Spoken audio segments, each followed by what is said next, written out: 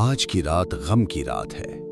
آج ہم یاد کرتے ہیں امام علی رضا علیہ السلام کی عظیم اور درد بھری زندگی کو۔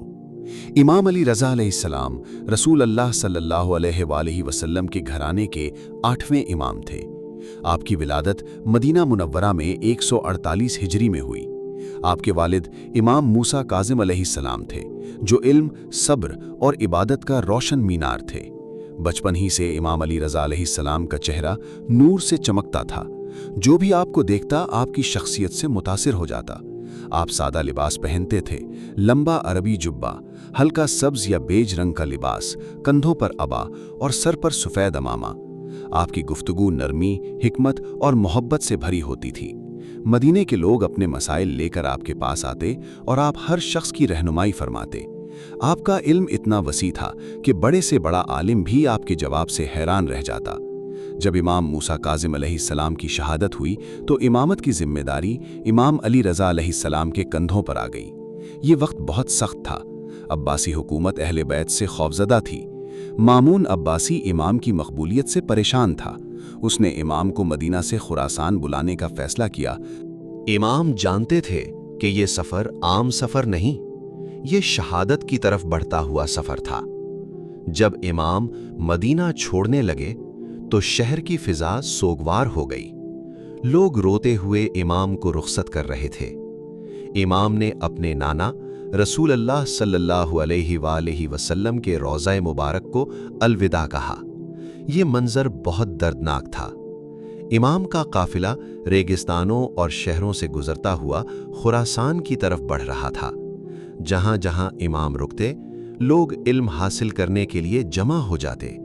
نیشاپور میں ہزاروں افراد امام کے انتظار میں تھے۔ وہاں امام نے ایک عظیم حدیث بیان فرمائی: لا الہ الا اللہ میری مضبوط پناہ گاہ ہے۔ پھر امام نے فرمایا، اور میں اس پناہ گاہ کی شرطوں میں سے ایک ہوں۔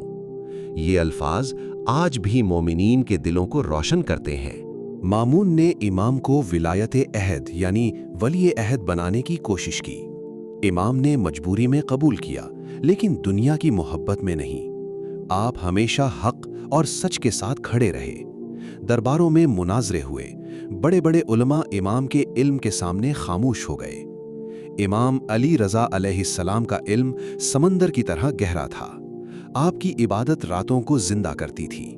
آپ دیر تک سجدے میں رہتے۔ آپ کی آنکھوں سے اللہ کے خوف اور محبت میں آنسو بہتے۔ آپ چپکے سے غریبوں کی مدد کرتے، رات کی تاریکی میں محتاجوں کے گھروں تک رزق پہنچاتے، لیکن ظلم کا سایہ قریب آ رہا تھا۔ مامون عباسی نے حسد اور خوف میں ایک سخت فیصلہ کیا۔ اس نے امام کو زہر دینے کا منصوبہ بنایا۔ کہتے ہیں زہر آلودہ انگور امام کے سامنے لائے گئے۔ امام نے ان انگوروں کو دیکھا اور سمجھ گئے کہ شہادت کا وقت آ گیا ہے، مگر آپ نے صبر کیا۔ آپ نے کوئی شکوہ نہ کیا، صرف اللہ کا ذکر کرتے رہے۔ زہر دھیرے دھیرے جسم میں پھیلتا گیا، درد بڑھتا گیا، مگر امام کے لبوں پر صرف دعا تھی۔ آپ کے اصحاب غم سے رو رہے تھے، فضا سوگوار تھی۔ آخرکار 203 ہجری میں امام علی ابن موسیٰ علیہ السلام نے جام شہادت نوش فرمایا۔ آسمان غمگین تھا، زمین خاموش تھی، لیکن امام کا نور آج بھی زندہ ہے۔ آج مشہد میں آپ کا روضہ مبارک لاکھوں دلوں کو سکون دیتا ہے۔ دنیا بھر سے زائرین آپ کے در پر حاضری دیتے ہیں۔ آپ آج بھی محبت، علم اور صبر کا روشن چراغ ہیں۔ اس شہادت کی رات ہم آپ کو سلام پیش کرتے ہیں۔ السلام علیکہ یا علی ابن موسیٰ الرضا۔ خدا ہمیں امام علی ابن موسیٰ علیہ السلام کی محبت، ان کے علم، ان کے صبر اور ان کے رستے پر چلنے کی توفیق عطا فرمائے۔ آمین۔